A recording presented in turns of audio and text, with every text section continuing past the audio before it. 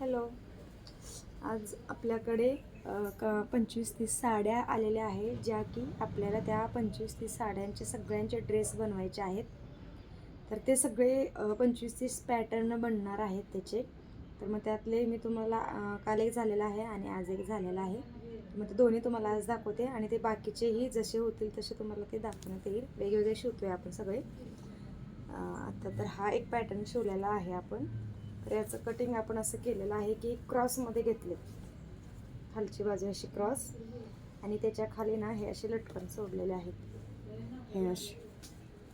तर हा एक पॅटर्न आहे. तुम्ही याच्या खाली प्लाझो ट्राय करू शकता किंवा स्कर्ट्स ट्राय करू शकता. जसं की हे या टाईपमध्ये ही दुसरी साडी आहे. हा लेहंगा शिवलेला आहे आपण.